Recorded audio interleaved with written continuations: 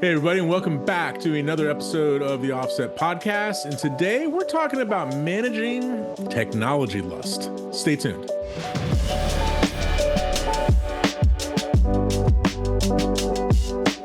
This podcast is sponsored by Flanders Scientific, leaders in color-accurate display solutions for professional video.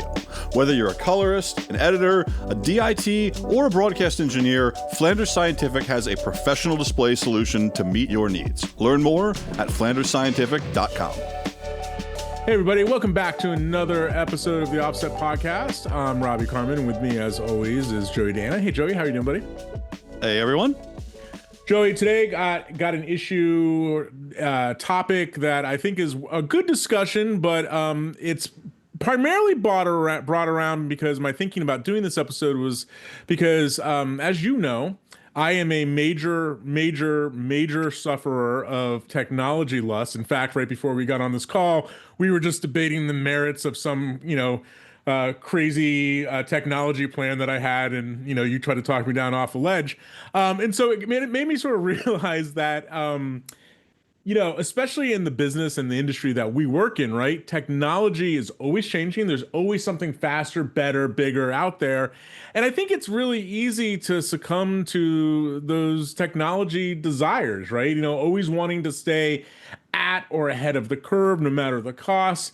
And today I just want to discuss the merits of that, maybe the downsides of that, some things to think about when it comes to, specific, pieces of technology, how to go about thinking about it, whether the investment's worth it, how to pay for it, all of those kind of things. And along the way, I'm sure we'll have some tangents that we go along for. Yeah, I mean, this one is dear to my heart because, as you know, and as anybody who's talked to me in the past month knows, I have spent weeks almost paralyzed on a computer purchase decision, right? Because my old Mac Pro, best computer I've ever bought. I love this machine. It's treated me so well. It's paid for itself 20 times over. It is amazing, and I love it.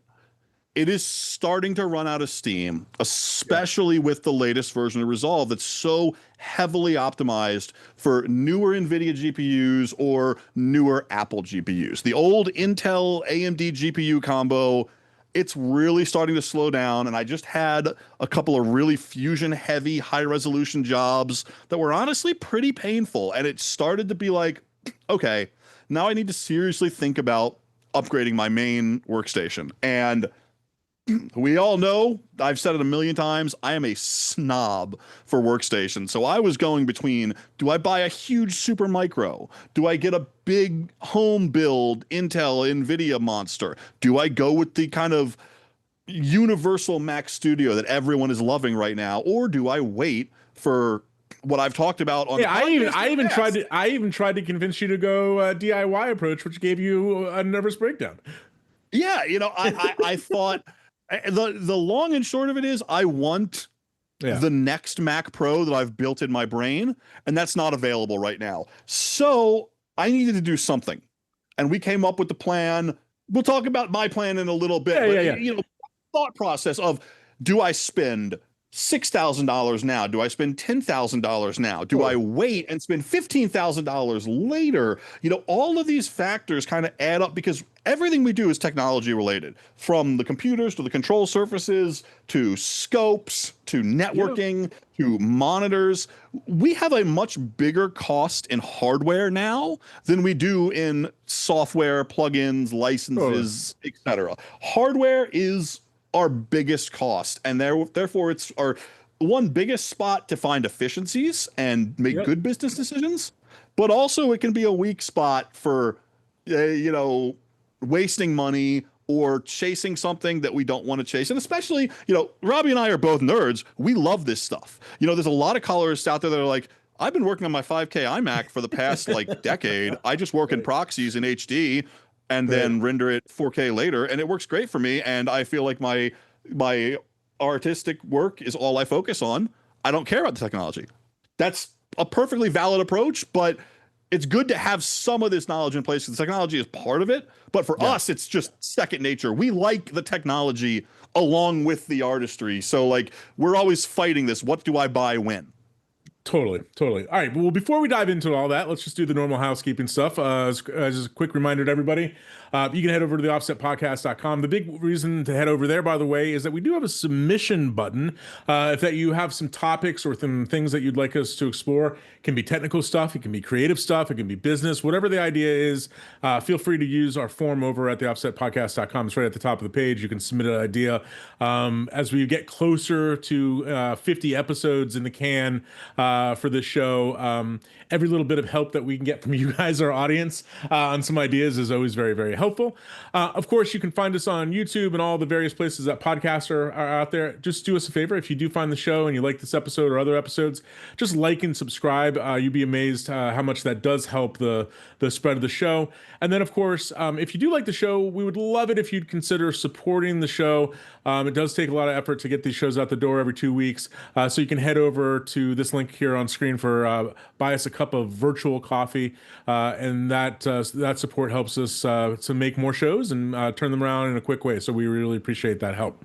So Joey, yeah, in the intro there, I mean, you kind of hit on the nail on the head. I mean, I have, to be honest with you, when I think back on this, I have had this I don't know what to call it, a disease, but this issue for pretty much my entire life. I mean, even as a kid, when I first started getting into music and guitars, I wanted like, the latest like, Tascam Porta Studio and then the latest, guitar and the new strings and the new amp. And then, obviously later got into computers and all that kind of stuff. And I admit that I have a problem. I mean, that's the first step in getting help, right? Is admitting you have a problem. And my thing is that I hate the feeling, it's FOMO. It's 100%, the fear of missing out on something that could be revolutionary, could be, life-changing. Now, honestly, in tech, that's seldom the case. We're a lot of the technology that we're into and that we use, updates are relatively iterative, right? If you have just use a recent example. Let's say you have an M1 Mac Studio versus an M4 Mac Studio. Is the M4 faster? Sure, of course it is, right? Is it life-changingly so? Well, that's some of the things that we're going to discuss today. And I see the arguments for that on both sides. Same thing with monitoring, right? Hey, great brand new HDR monitor came out, but maybe you're not doing any HDR. Is it worth that investment? Maybe, maybe not. Or staying ahead of the curve on storage and servers, right? So there's these areas that we want to talk about. But I guess the first thing that you hinted at earlier was just sort of like, hey, the industry we work in, this is just the state of affairs, right? It's all about tech. It's all about capabilities and et cetera. So I want to get your opinion on this because, one thing that I think has helped, in 20-ish years of doing this, on my own or on our own is staying ahead or at that technological curve, I think gives you a leg up. And it used to be that this was impossible to do, right? In the golden age of the post house, you are not going to go out and buy a Quantel Henry or a Flame or an EQ or a DaVinci or whatever because these boxes cost hundreds of thousands of dollars, and we don't have to rehash the democratization that's happened there. But the reality is now all this stuff is accessible. None of it's really truly expensive comparatively to where we were a decade ago. And so I think it leads to a lot of people always chasing that next thing, right? And I'm one of them. Yeah. But I guess my question to you is like, that's never it's a never win scenario. So how do you go about managing it? And the first question I'll ask you is, okay, there's new tech. Maybe you need it, maybe you don't. How do you go about balancing the desire to have new cool gadgets and toys versus the real impact on your day-to-day work, right? And I think that's a harder question than it seems. Yeah, because there's more factors than just the cost and the impact on your day-to-day work. One, you don't really know what the impact on your day-to-day work is going to be until you've started working with whatever this new piece of tech is for a while. Totally. But also, anytime you change your overall kind of setup and infrastructure, there's a ramp up period. There is, I need to configure this. I need to figure out how it works best in this environment. I need to get all my settings together. I need to figure out how to do this or that. There's learning curves involved. So for me, in the example I pulled up earlier, buying a new computer is a major, major disruption, right? It means ripping out stuff in the rack. It Yeah. means configuring a whole new working environment. It means getting all my macros, all my plugins, all my software migrated over, getting my storage connected, figuring out all of the little hiccups that are going to come up when that happens. So it's got to be worth it from a speed or capability standpoint. As in, like I said, I just had some fusion jobs that really brought this old machine to its limit. That is why I need that new machine. So what I ended up doing is kind of a stopgap solution, right? I don't think the Mac Studios are where I want to be for my main workstation forever. I want something bigger with more GPU, with more thermal dissipation capability, more of a traditional big hero workstation. But that doesn't really exist in the Apple world right now. So the thought came to me, do I buy a big Linux box? Love Linux, would probably rather use Linux than Mac or Windows. But that brings But a whole set of challenges. Yeah. exactly that kind of ramp up period. I've got 1,000 Stream Deck macros that I built that are going to pass over to a new Mac relatively easily. Okay. I've got network infrastructure set up designed for the way the Mac mounts volume. So Oh, not, I'm not be to able mention, not jump to into a mention, new Mac immediately. yeah, not to mention plugins, things of that nature. Like it would be a week or two of just getting up to a baseline to a switchover. So that first metric of, is this really going to save me time? Maybe in the long run, Yeah. yes, but in the short term, no. So I looked at the long-term possibility of, do I spend $15,000 on a giant super micro and this is my main computer for the next 5 to 7 years? Because this Mac Pro has lasted me almost 7 years. Yeah. And I thought, yeah, the transition to Linux is going to be too hard and too kind of annoying. And I don't think I'm going to get as much performance out of that. And if I'm talking about a 7-year investment, I don't want to get 2 years into that and have this dream Mac Pro that I'm waiting for them to come out with come out, and then I've already spent a huge load of cash and I don't have the cash to get what I really want. So I like to look at it from a holistic perspective of how I can kind of put technology down the line. And this was actually Robbie's idea, got me sold and got me buying a Mac Studio for my main machine right now. It's shipping. It's in the mail right now. It's on the boat. Right. Uh, My assist station eventually is going to need to be upgraded. It's an old M1 Mac Studio. It's starting to feel its age as well. It's pushing 3, 4 years old. So I can get this new Mac Studio that's going to outperform my Mac Pro right now, use it for 1 year, 2 years, wait for the next generation Mac to come out, which is what I really want, and then kind of reuse this investment. Yeah. Reuse that Mac Studio that I just bought as my new assist station, buy something new from here, and the whole thing goes down the line. So I guess the long-winded answer to your question of how do you know if it's worth it or if you're just doing it to feel cool is it going to have a tangible, like, good impact on your work? In my case, yes, I need it for this fusion job. Yep. Okay. 2, is the cost worth it? Yes, because I'm not spending the gigantic chunk of change. I'm kind of spending a little bit less than I would if I bought a new massive workstation. And is the ramp up time going to be onerous? No, because I'm just swapping one Mac for another. Yeah. No, those are all great points. There's lots to unpack there. So a few things that you said I want to hit on. So I think, for me, the desire versus real impact factor is one that I'm always sort of fudging in my head and always rationalizing a little bit in my head too. I'll give you a wonderful example of this before I talk about something that's germane to this conversation about forecasting. But this box sitting on the workbench right behind me is a perfect example of desire versus real impact, right? So I'm building a brand new NAS/VM box all around flash, right? And high-speed networking. So you can see the flash array right there in the front. I got 8 terabyte NVMe's. That little white thing on top is another 8 SATA SSDs. I'm going to connect that all to an existing disk shelf of 200 terabytes of spinning disk. And of course, it's like, hold on, don't you already have a NAS, Rob? Yes, of course I already have a NAS. It's sitting right over here in a rack, working perfectly fine, okay? So one of the things that I battle with is staying ahead of that technological curve. And I have learned over the years that there's some ways to do this, right? And one of the ways that I manage desire versus real impact is by not being at the curve, not necessarily ahead of the curve or right behind the curve. And so I'll give you a case in point with this box. So 2 years ago, putting 64 terabyte or 128 terabytes of flash storage in a box, impossible, right? It would cost me, $100,000 to do. 2 years later, much more realistic. That's number one. Number two, I'm not using in a lot of these things that what I think of, I'm not at the curve. I'm not at the technological breaking point. So for example, this box, I put in a 100 gig NIC in it, 100 gig E NIC in it, right? 2 years ago, that was at the absolute, data center level breakneck curve. Today, there's 400, even 800 gigabit Ethernet that data centers are using. So this And he's already got them in his Amazon cart. right.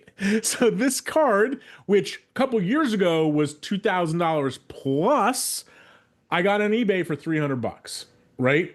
Dual port 100 gig NIC. So one of the ways that I manage my desire versus impact is that when I'm feeling the lust factor, the first flag that goes up in my head is you don't need the latest and greatest. Can you improve what you have now and make a big leap without breaking the bank, without being technology that you don't understand, can't work? Like, so if I went to, like, say, an 800 gig NIC in there, one, I have no idea how to use it.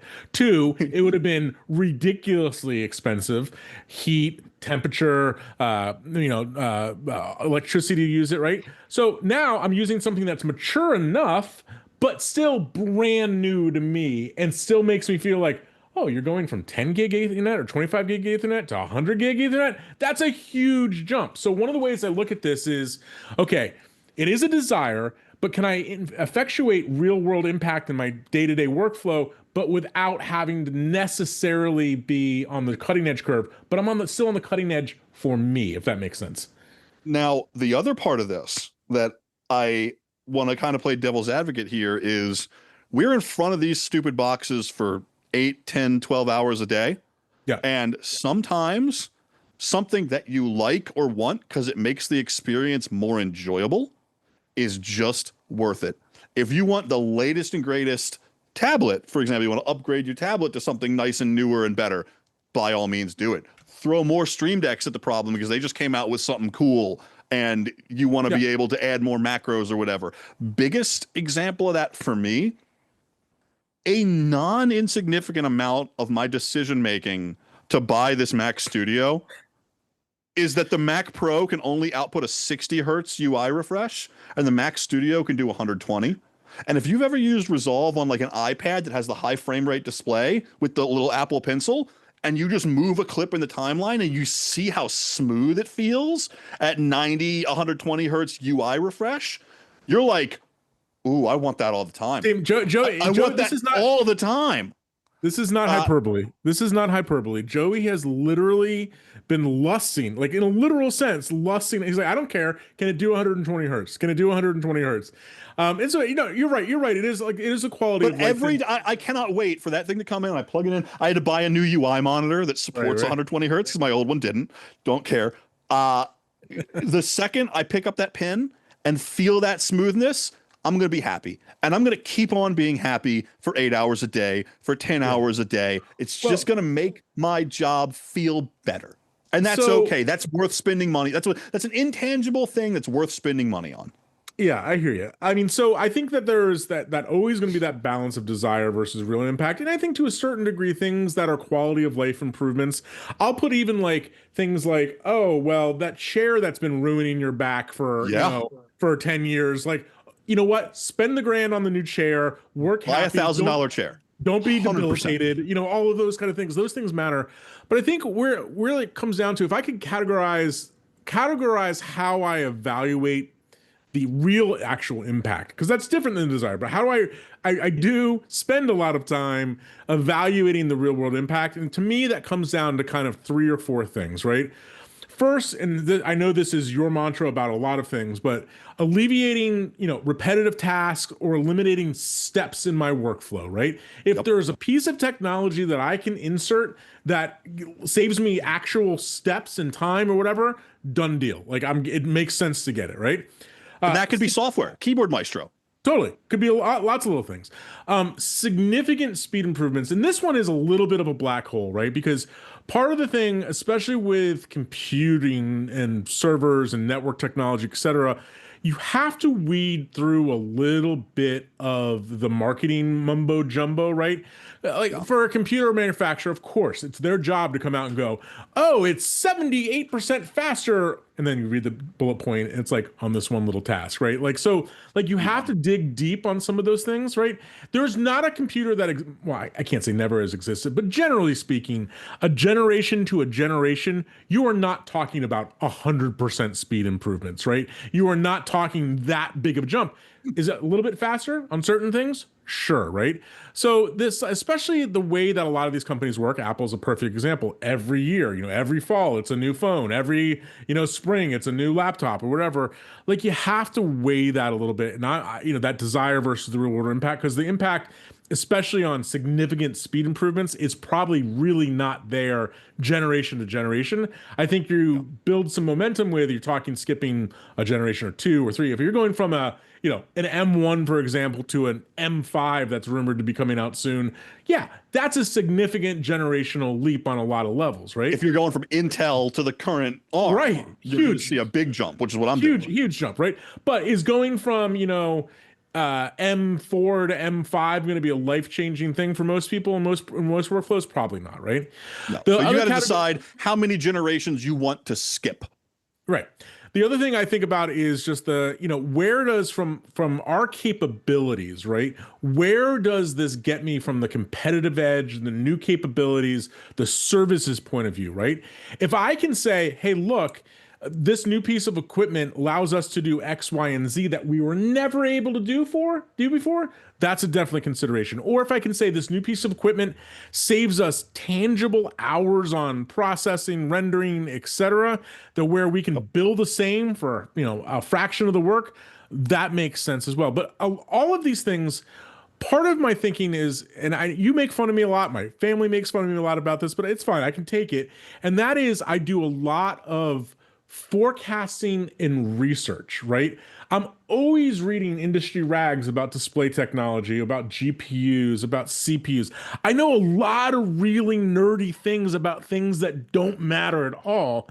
But the reason that I stay up on all of that is so I can make somewhat intelligent forecasting decisions on, oh, you know what? It's not this year that I'm going to buy all the flash. It's probably in a year or so when, these things come down or whatever.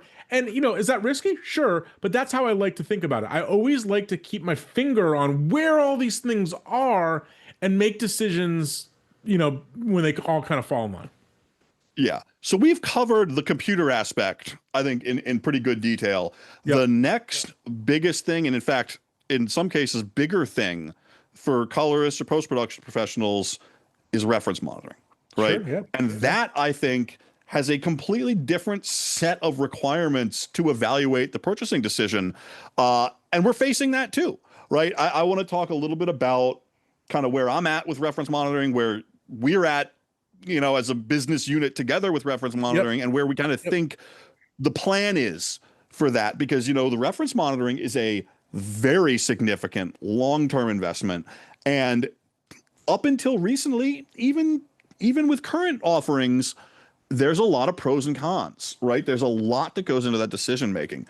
And if we kind of apply the same standard that we've been applying thus far, which is, does this have a tangible impact on what I can do, what I can bill, and how fast my job goes, right? You got to decide kind of where you're at now monitoring wise and where you want to be.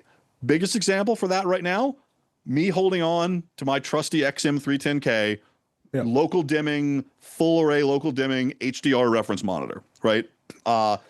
Robbie was at a different stage of the reference monitor upgrade cycle, so he has moved on to the latest and greatest technology, which is the QD OLED. Fantastic. If I was buying a reference monitor tomorrow, I would buy the new X311K that Flanders is offering, the 31-inch, because that's my preferred size, QD OLED technology. It's got better viewing angles, deeper black levels, no haloing or local dimming problems, right? That would be a big day-to-day upgrade for me to get those advantages. However, I can't justify it because there's nothing that it does that I can't do with my 310K. I just need to manage the backlight modes and be knowledgeable about it, that was always the compromise with full array local dimming. I went in there, I was an early adopter of the technology, knew that going in. It has served me incredibly well, and I'm probably going to wait 1 or 2 more generations before I leapfrog into a quantum dot OLED display. However, if you're now just starting to get into, I want a 4K or an HDR reference display, it's a great time to make that jump because the prices have gone down so much while the capability has just gone up and up and up and up. Basically, for what we would have spent $30,000 on a couple years ago, you can now spend $10,000 and get something better. So yeah, I mean, that to me is like the nexus, the crossing point of, for the masses, it's time to buy. Yeah, I mean, I look at monitors in a slightly different category, obviously, because it is a different category than computers and stuff. They're a little more evergreen in kind of the use of them, right? You know, and this is largely driven by the life cycles of the panel manufacturers themselves, right? They invest in generations. They spend billions spooling up these factories and these lines, et cetera. They're going to get the most that they can out of any given piece of technology, right?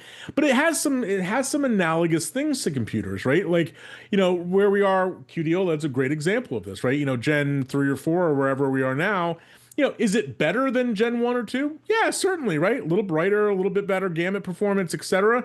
Is it life-changing? Hard to say if it's life-changing if you're like, you know, I have, you know, I'm sitting right across from an XMP 550, which is a 2000 nit QD OLED. Flanders, for example, has announced that they have the 551 coming out, which is a 4000 nit.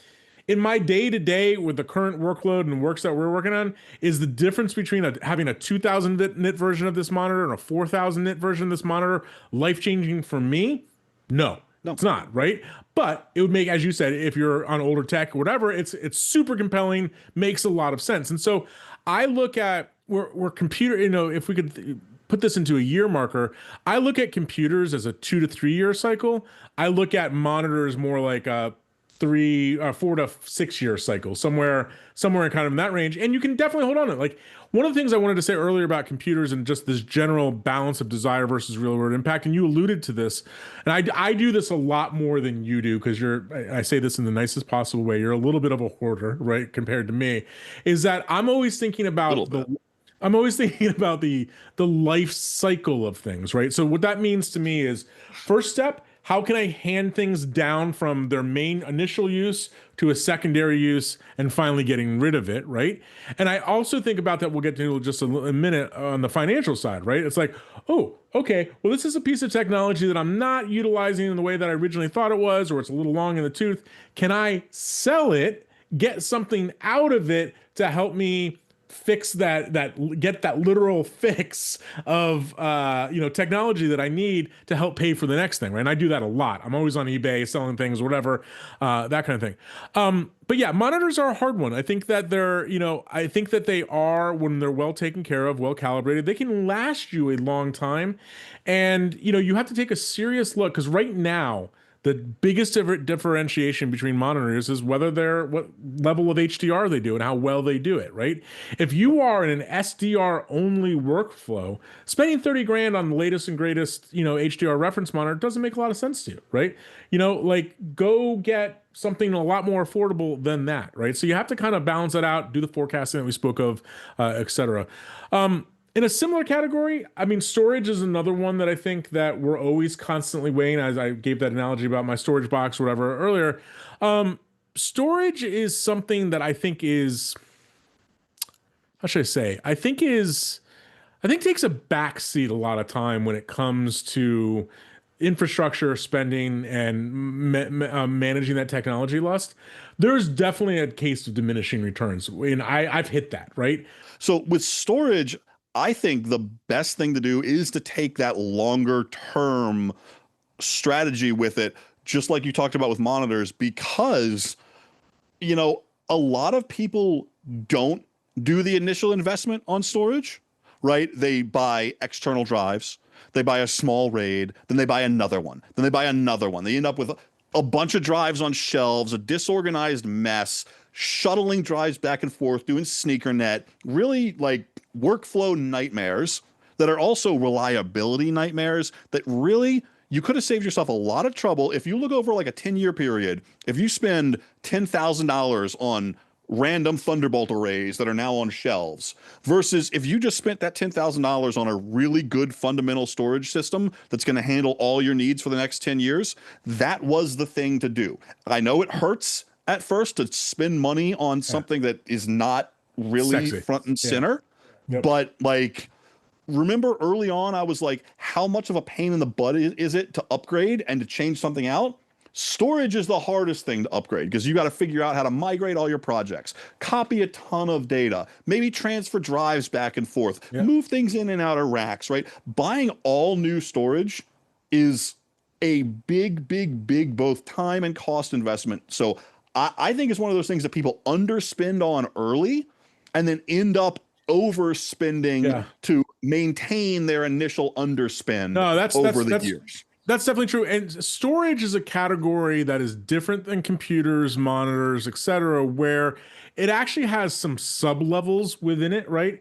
So like you might go out and like, so where I am in my life cycle with storage is, 6-7 years ago, I spent a boatload of money to build a real capable high volume NAS.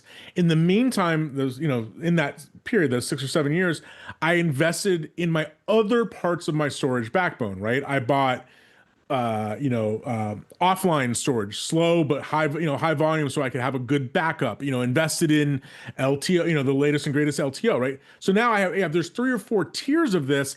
I'm now coming back around to the top tier 6, 7, 8 years later, and I'm going to replace that. And then over the next few years, that will trickle down a little bit, right? I'll improve my my offline. I'll probably get the latest latest generation of LTO so I can do less tapes, all that kind of stuff, right? It is a little cyclical with storage, and I think you're right. I think that you have to think about it. Here's the thing about storage. If a computer dies, right, processor catches on fire, right, I can go down to, Best Buy, Micro Center, Apple Store, whatever, get a new computer, and with a few hours, I'm back up and working. Yep. With storage, you lose stuff.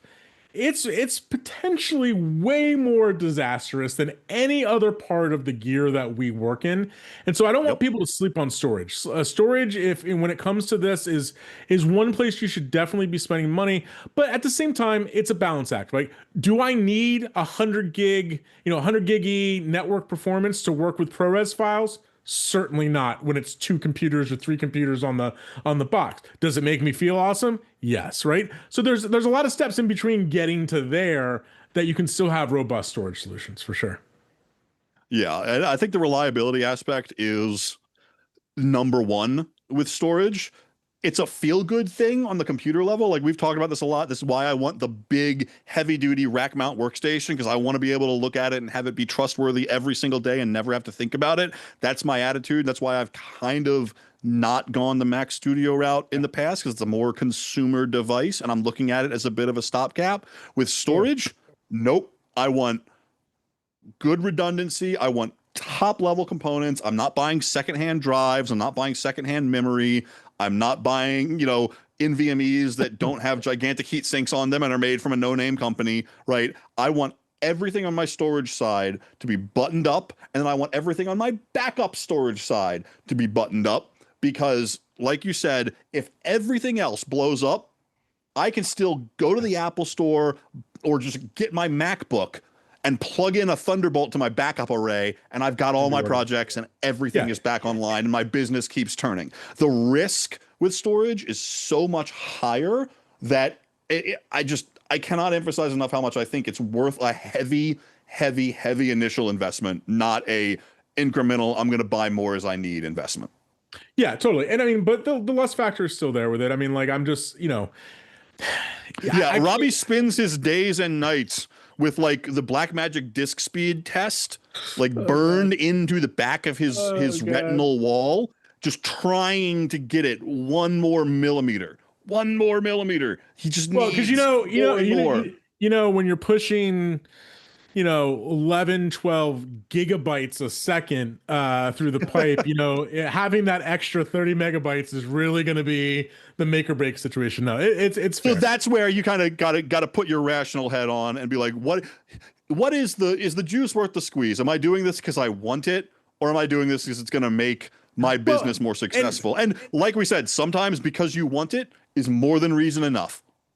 totally. And I think that there's part of the game that I also try to do with all of this stuff is I don't just, if money was no object, maybe I would be a little bit more impulsive with what I do and how I do it, right?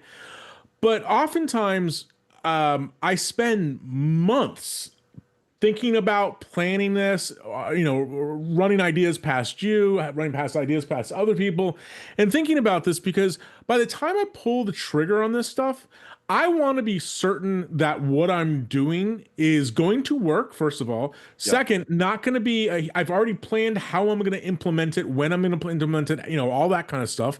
And then three, that I have some grasp over how that, like, I don't want to, like, the worst situation for me to be in is a situation where I went after something that was cool, new computer, new monitor, new piece of storage. I put it into my production pipeline, not really understanding all the ins and outs of it. And it becomes a problem, right? That's a position, that's a situation you should never be in. When you put something in play, you should already understand exactly how it works.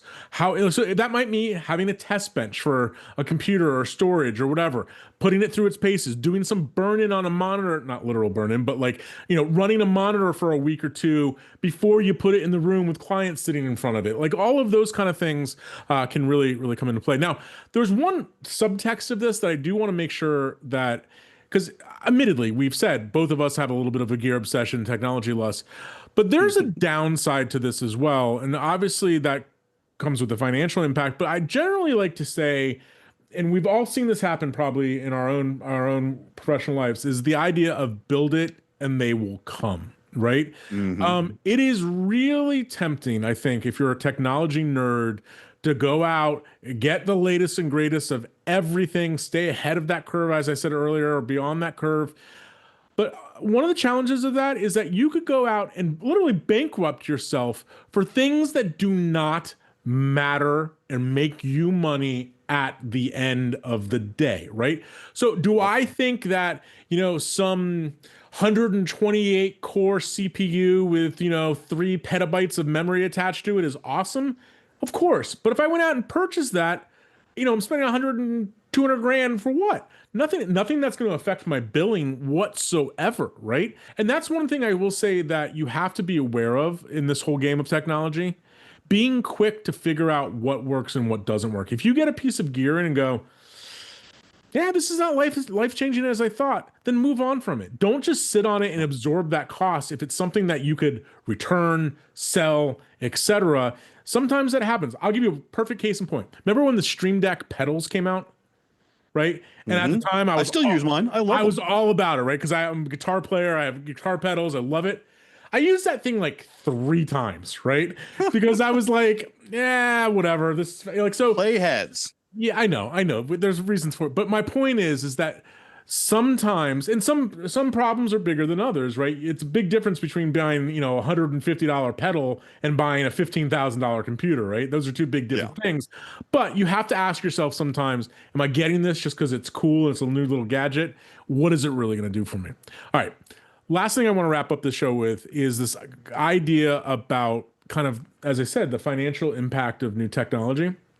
Because I get asked, surprisingly, because I think I am a gear nerd, I get asked this by a lot of people. Like, how do you pay for that? How do you work that? How do you go about that? And I want to be clear, this is not a financial advice show, right? Please, please ask your accountant, bookkeeper, business partners, etc., maybe lawyers. I don't know. I just want to kind of give you some thinking about how I go about this, right? Gear can be expensive. And so I think about kind of things in 3 separate categories: things I'm going to purchase, things I'm going to finance in one way or another, and things I'm going to rent slash lease, right? And I know that different people have some hard held feelings about this, right? Like you, for example, you love the feeling of this is mine, I own it, it's paid for, it's done, Yep. right? Where it doesn't bother me at all that I'm like, oh yeah, I'm just renting this computer, right? Or we're using it while I can use it, right? Like, so I don't want to get into like the feelings about that, but I do think it's to put on people's plate. I would challenge you to look at things in those three categories: purchase, finance, or rent slash lease, right? For me personally, I think that the changeover on a lot of this tech is so frequent, right? That especially for computers, leasing slash renting makes a lot of sense, right? Because it goes, hey, look, every 3 years, I have this path to get the, give back the old thing, get the new thing. Of course, the downside of that is that you're always paying for something, right? I get that.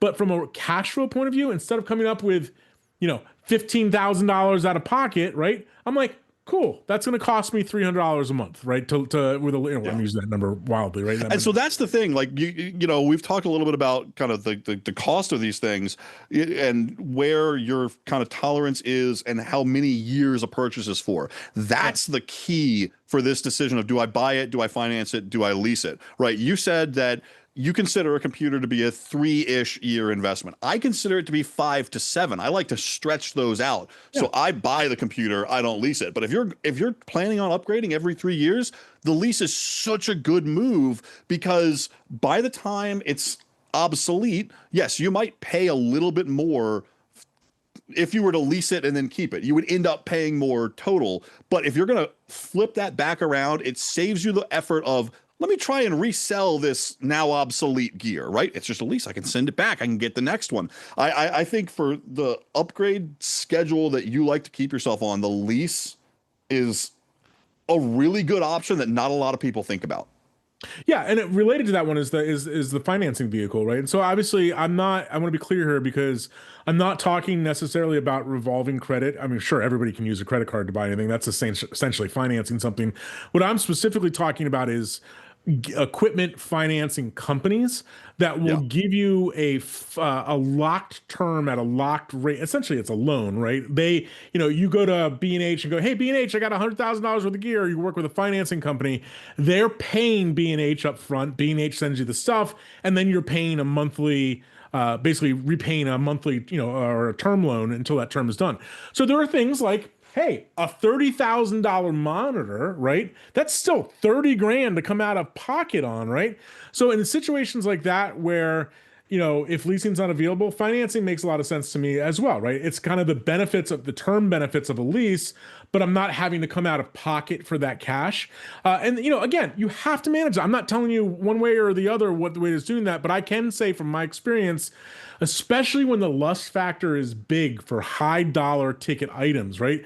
The reality of it is, if you got 50 grand in your bank account and spending that 50 grand is not going to have an impact on your cash flow, more power to you. I want to be just like you. But also right? think about, could you use that 50 grand for marketing, other investments, other upgrades? Exactly. So I tend to think of like, there's in my head, I don't know if I've ever really done this in actuality, but like, if it's like $2 grand, $1,500 or less, that's clearly like a purchasing range for me, right? Like I can write that off. I can amortize or write that off in 1 year. Like that's done, right?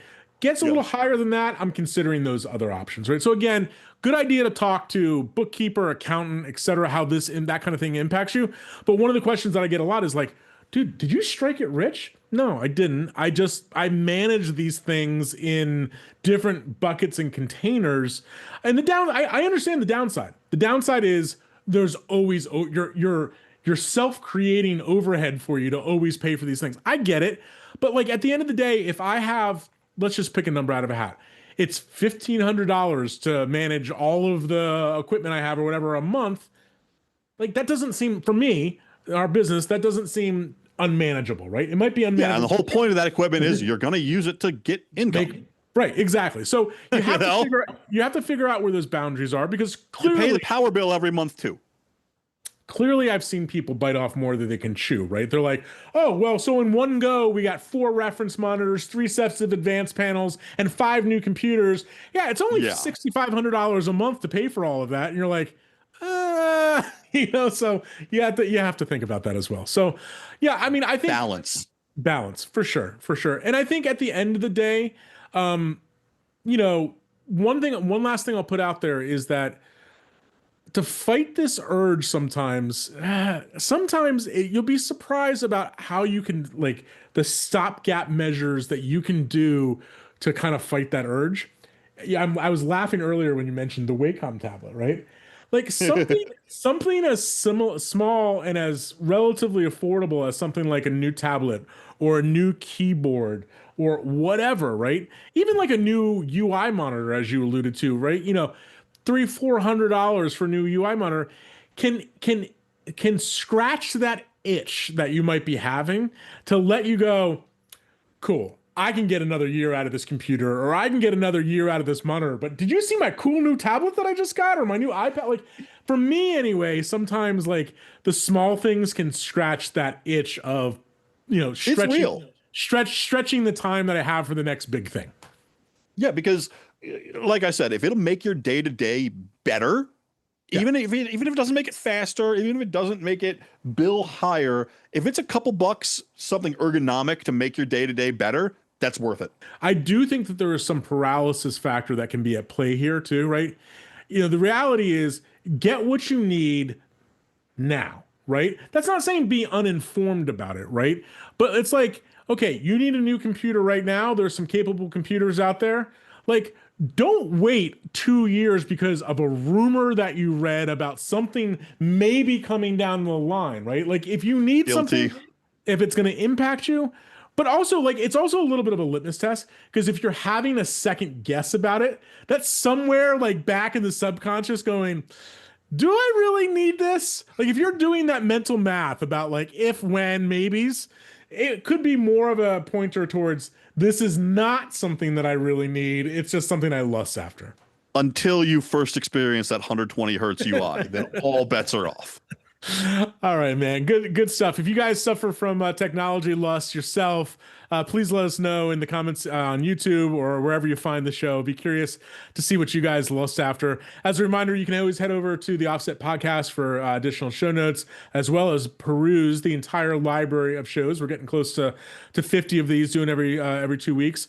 As a reminder, you can always follow us on Instagram and on Facebook. Just search for the Offset Podcast. You'll recognize our logo and Joey and my faces. And of course, if you do like the show, we'd really be thrilled if you'd consider supporting the show by visiting the Buy Me a Coffee link here. Every little bit helps, so we really appreciate that. As always, huge thanks to our sponsor, Flanders Scientific, to our editor, Stella, and to you guys, our audience, for checking out another episode. So yeah, Joey, good discussion. This is an ongoing battle. We might have to do a part 2 later on, Gear Addicts Anonymous here, and see where we're at, but good discussion. So for the Offset Podcast, I'm Robbie Carmen. And I'm Joey Diana. Thanks for listening.